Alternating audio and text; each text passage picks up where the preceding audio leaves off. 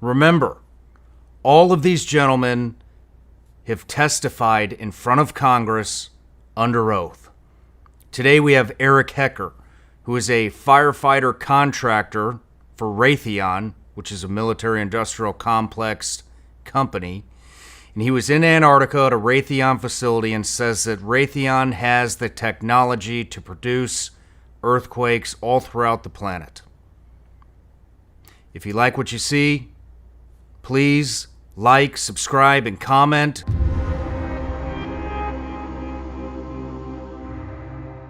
Eric Hecker. Sean. Welcome to the show, brother. Thank you very much for having me, sir. My pleasure. So, you are the only testimony that I did not get to hear at the conference. I had a flight, and the conference went way over time. And so this is totally fresh to me right now, and definitely fresh to the audience. But just a little intro on you. So you were a contractor for Raytheon, how would you describe Raytheon? I would say that Raytheon is a military-industrial contractor that normally is making weapons and targeting systems for the military, and oddly enough had a contract to provide JANO services at the South Pole Station. Interesting. From 2010 to 2011, you were a tradesman and firefighter in the South Pole. Antarctica as a contractor for Raytheon. You spent 366 continuous days at the South Pole. You were experimented on as a child and trained to be a remote viewer. Correct. Through a program called Stargate Project. Submarine service in the Navy.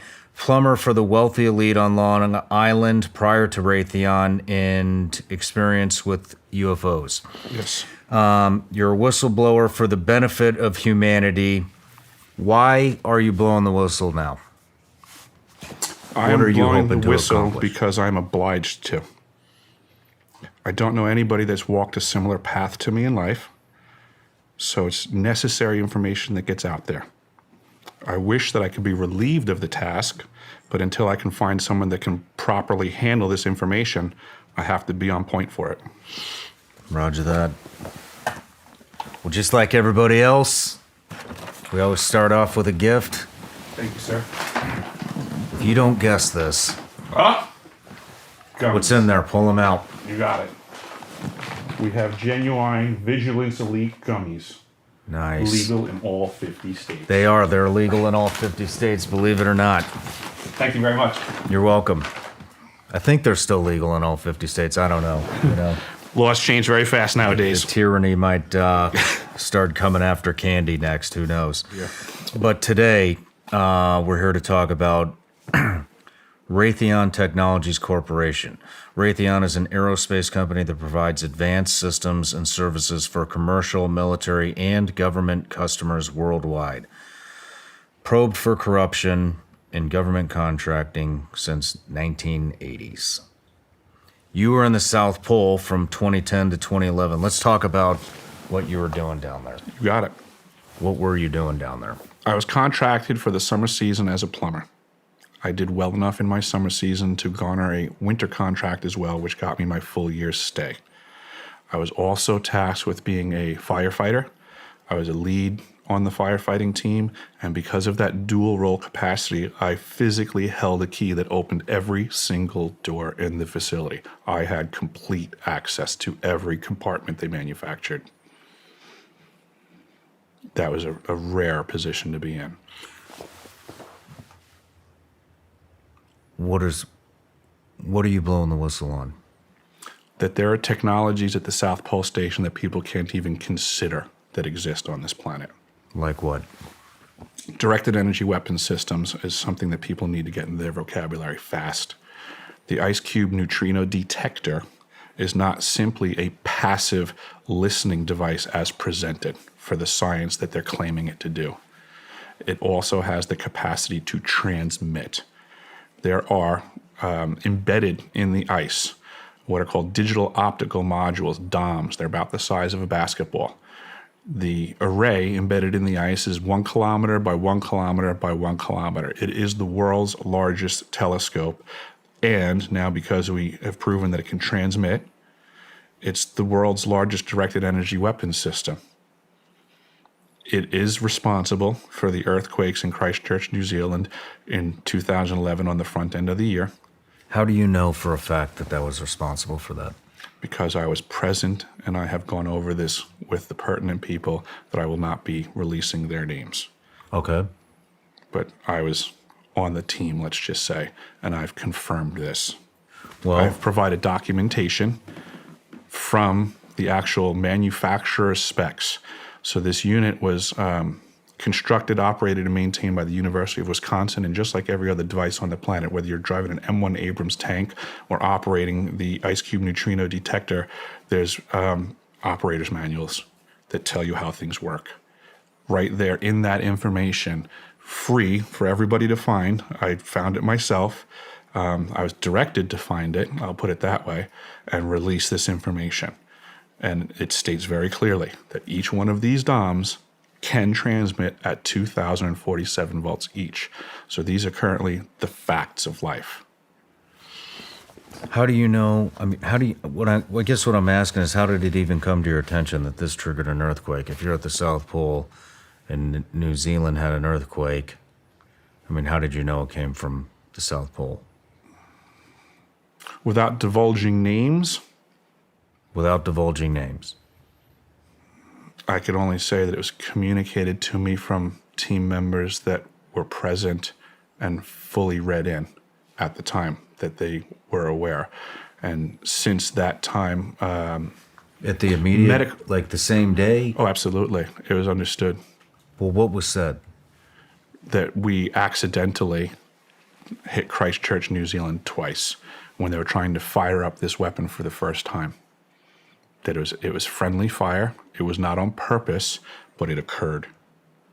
That the system is designed for that. And it was just friendly fire. So incidental. this is a telescope. That sounds like a. Is it a telescope? Absolutely, it is a neutrino detector for sure. It can accomplish its primary purpose. It can also transmit and then provide a multifaceted platform for directed energy weapons systems. Do you have any idea how the earthquake was initiated?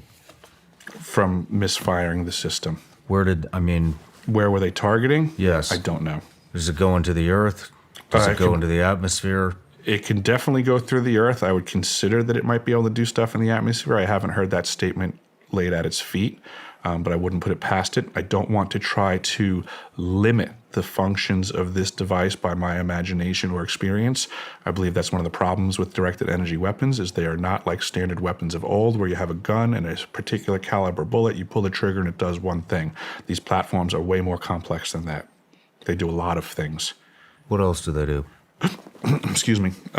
This system, additionally, in regards to the neutrinos, it detects the neutrinos that are apparently coming off of the new exotic propulsion systems for either off-world UFOs or reverse-engineered stuff on our planet. What is neutrino?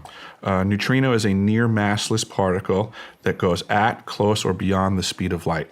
It is so small that it can pass between the electron shell and the nucleus of pretty much every atom on the planet. In the capacity of being detected at the South Pole Station, when the neutrino impacts the nucleus of the water molecule of the ice in the glaciers at the pole, a reaction occurs. The nucleus and the neutrino become destroyed. A muon is created and ejected, and a blue flash of light known as Cherenkov radiation flashes in the ice, and that's what the DOMs, the digital optical modules, are detecting. That's their primary purpose as presented.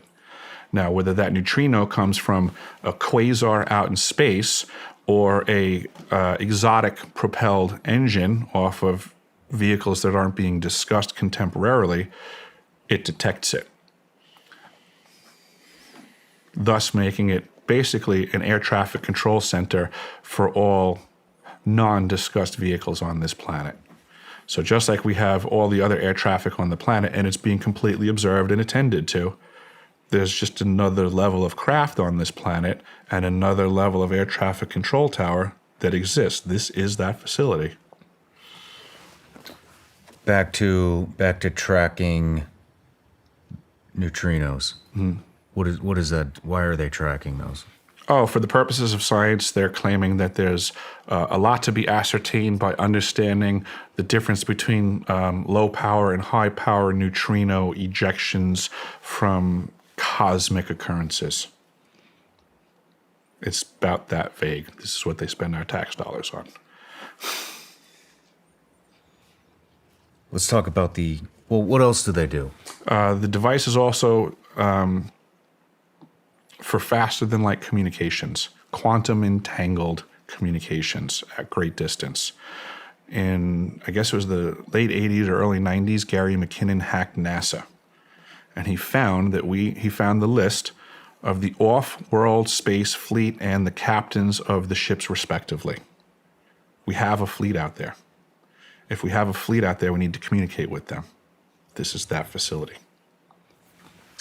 Can you explain quantum entanglement communications? Yes, I don't think most people understand what I'm about to say anyway, but I will. The way quantum entanglement works is that you can take two particles, quantum entangle them, and then take those two particles and move them at any distance in the cosmos. And let's just say, for example, if you quantum entangle two electrons and you have them spinning in the same direction, and then you take one of those electrons and you shoot that thing out 100,000 light years from the original. If you then rotate the spin on the one electron, if you modify it so that its spin changes, the quantum entangled electron at any distance will simultaneously, in no time, switch its rotation also because they're quantum entangled.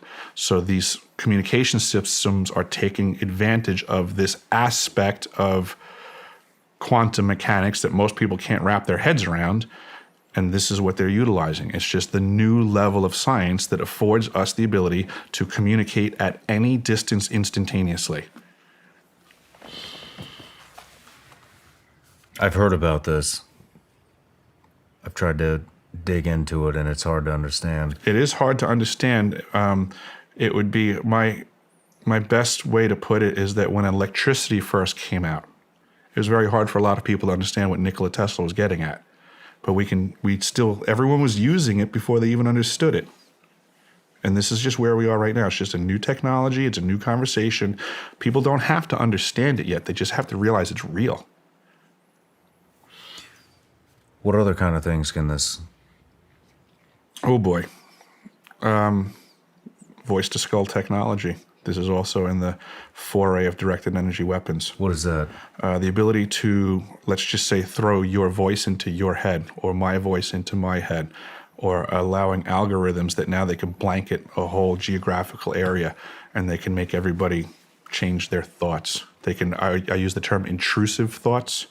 Back to that fork in the road analogy.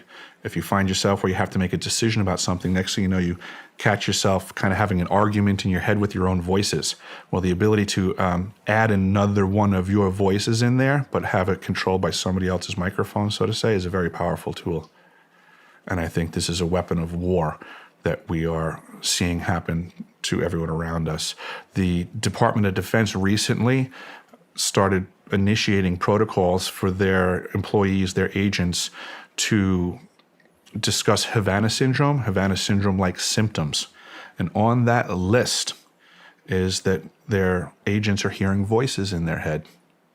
And this is what they're getting at. This is that technology that, next thing you know, you're trying to make a decision, but there's another Sean in your head that now is actually somebody else's control. And through the manipulation of that voice, they can now push you, just like we have, the cell phones are weaponized now, the social media platforms, and they can engage with an algorithm, and they know that they can push you in a direction by repetitive information being displayed in front of you, similar to the tachistoscope in grammar school, that they can learn your system and they can learn to manipulate it on a personalized level by just assessing you, what the things are that you're interested in, what are your weak points, what's the crack in the dam, what's the angle of attack.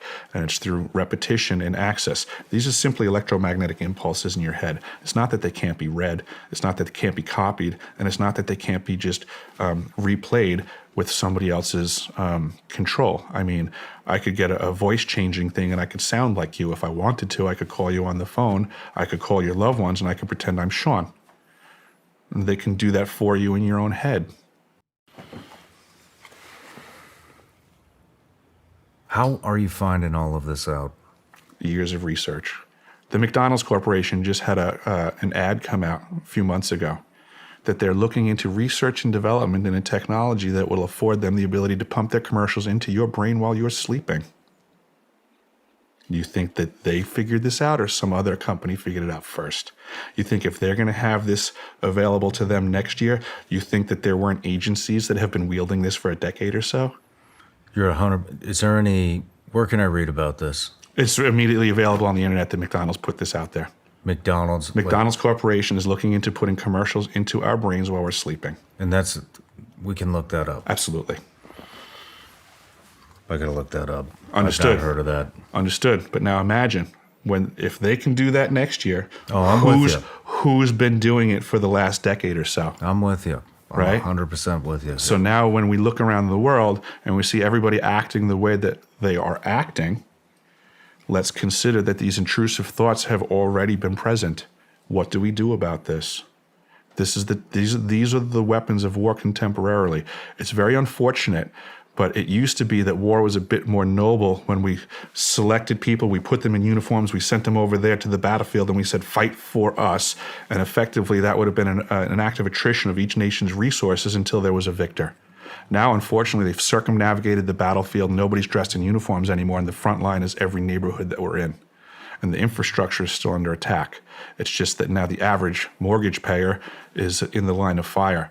The list of Havana syndrome-like symptoms, which my South Pole crew and many South Pole crews are suffering, that other agencies are suffering, if people pay really close attention, they're going to notice that these symptoms are prevalent in the general population as well. Interesting. I interviewed a former CIA agent about this who has Havana syndrome and has been speaking out on it quite a bit. His name's Mark Polypernopoulos. But is there anything else going on down there?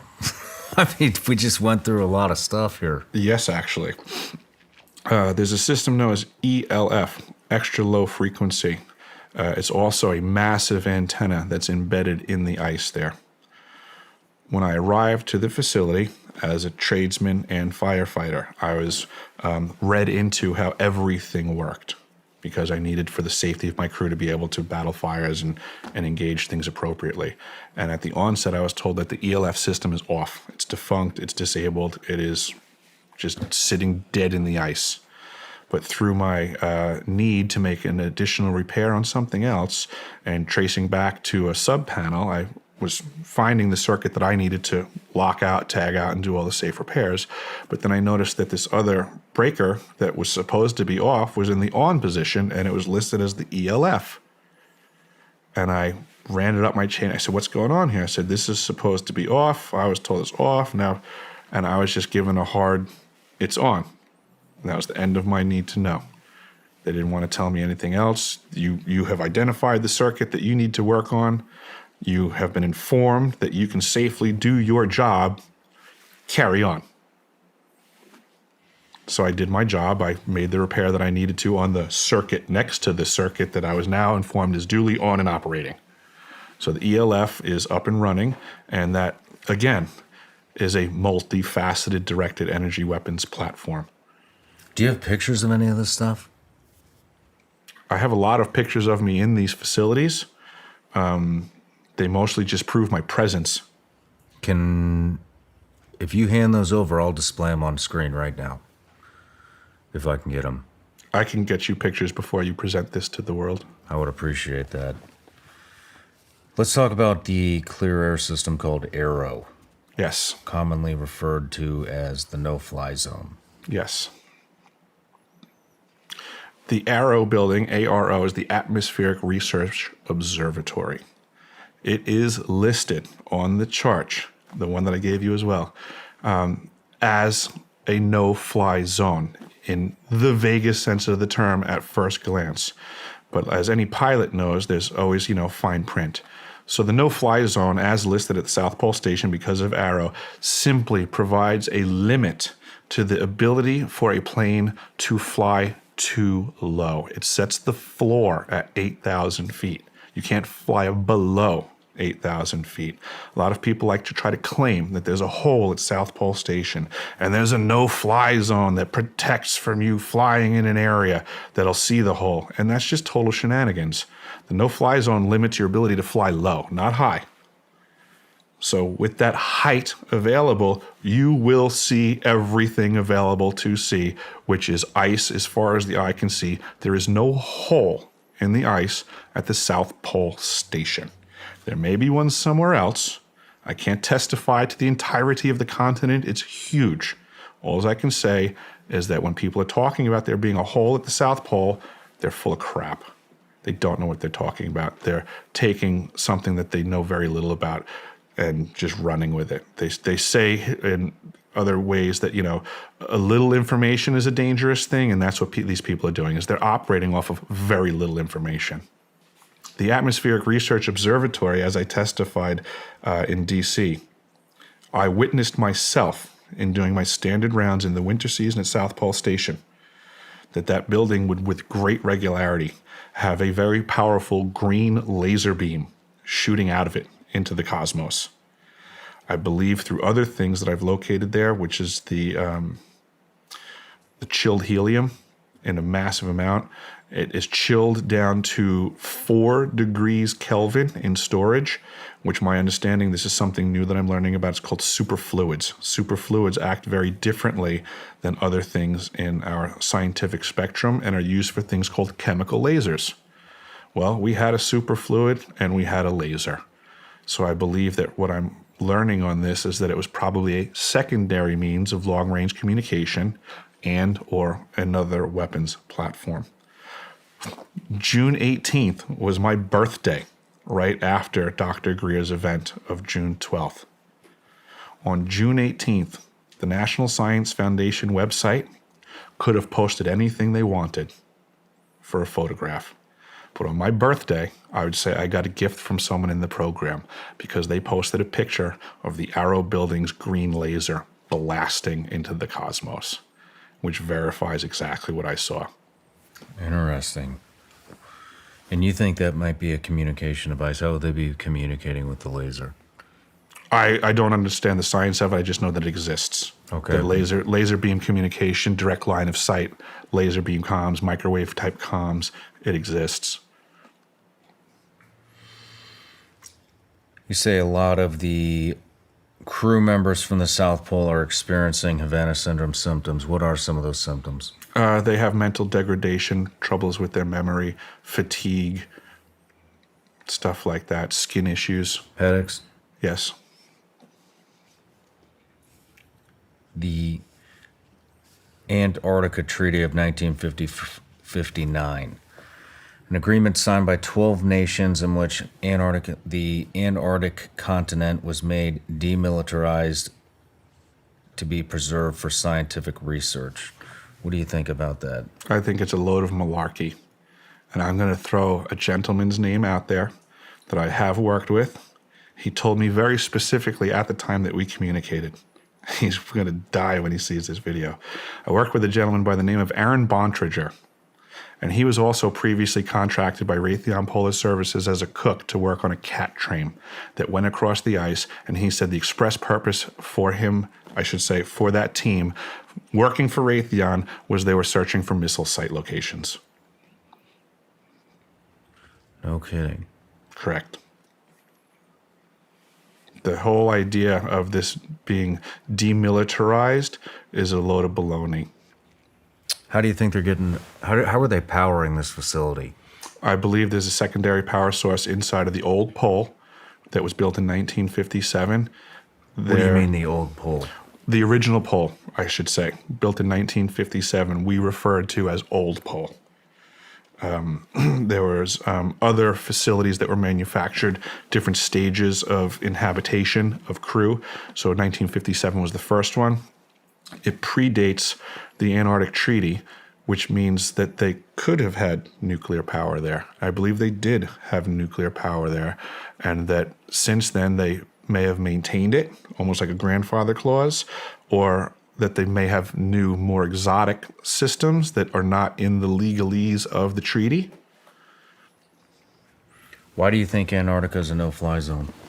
Antarctica is not a no-fly zone. Well, Arrow, commonly referred to as a no-fly zone. Why? It's a misnomer. You can fly right over the no-fly zone. You just have to be higher than 8,000 feet. Well, I'm asking, why do you have to be higher than 8,000 Oh, feet? because of the they're doing science on the cleanliness of the air, so they just don't want it tainted. Similarly, there's no land traffic allowed in that area. So you can take a snow machine. If I wanted to go visit the building to do my rounds, I could take a snow machine up to a certain point, and then I had to stop the snow machine and walk because simply the exhaust gases from the machine would taint their sensors. So the only reason they're trying to block out vehicular activity is to keep the exhaust gases out of their sensors. How do you get there? How do you get to Arrow? Yeah. It's within walking distance of the elevated station. How do you fly into Antarctica?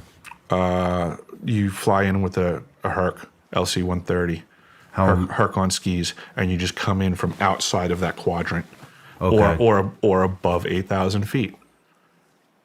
Okay. How much air traffic is going around there? During the summer seasons, 24 hours of operation, they typically have a few Hercs on deck idling most of the time, and a lot of fuel is brought in by Herc. Our waste is brought out by Herc when the airmen will allow themselves to be a flying garbage can, as they claim. But basically almost all operations and logistics were done by Herc. While we were there, in my 2010 season, they had brought in their first fuel haul over land as kind of an experiment to the process. And it's my understanding that they call this a traverse, that they have since increased traverse activity to drag large fuel bladders across the ice to resupply the fuel that way, being more economic than doing it by Herc, and then affording that volume of Herc space that's not being utilized for fuel now can, of course, do other things. The flight operations are almost 24 hours a day during the summer season because nothing moves in the winter season. So everything has to occur in a certain window. Okay. Man, back to the putting voices in people's heads. Are you aware of any ways to defend against that? Know thyself. It's an ancient practice, and it's an ancient practice for a reason. These modern technologies are bastardizations of ancient techniques. Way back in the day, they would call someone a magician who was adept at this skill. I could walk into the room, and I would potentially have that skill set to put my thought in your head. It's just a technique. It's completely doable. But now we have people that are no longer going through these schools of nobility to learn to practice these things nicely. And we have evil people that are taking technologies and utilizing them, because again, it's just simply electromagnetic impulses. They can be read, they can be used, they can be hijacked. Eric, is there anything that I'm missing that you want to bring to the public? That's a great question. I want to emphasize that we are currently in a state of war that people aren't realizing. What is that? These weapons are being wielded around us, against us. There are power players that are above nation states. Geographical boundaries and political parties mean very little to the wealthy elite on this planet. We're pawns, we're chattel. I am a person for the people. We, the people of this planet, deserve a better future than the one we are being presented. We've all, through our blood, sweat, and tears, we've invested here in the United States. We've invested our taxpayer dollars for these people to create weapon systems that they're using against us. It's a sin. It's illegal. It's a sin. It's immoral. And we have to do better for the future generations of this planet. Are you worried for your safety? No. Why not? I'm just simply beyond that. I don't really care what happens to me. I care about doing the right thing. Do you think you're in danger?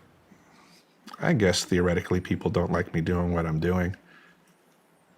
Yeah, I would say probably not. Fair enough. But work, if that's it, that's a lot of info in a short amount of time, and I really appreciate you coming here and inform us all.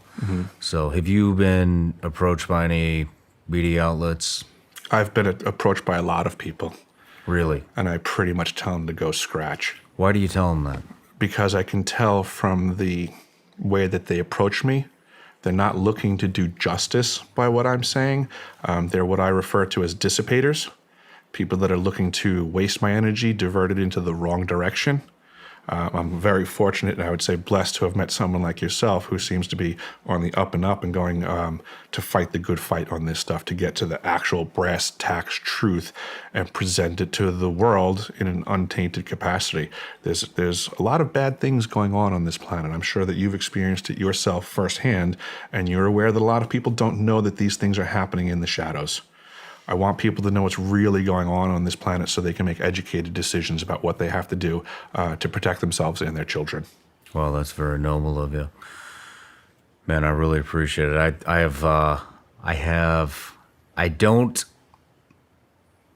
That's a lot of info to process. I It's going understand. to take me a minute to come up with questions, and would you be willing to come back? I would love to come back. Let me digest this, and then we'll come up with a date and do a longer form interview. I got to wrap my head around this stuff. Understood. In the meantime, be safe.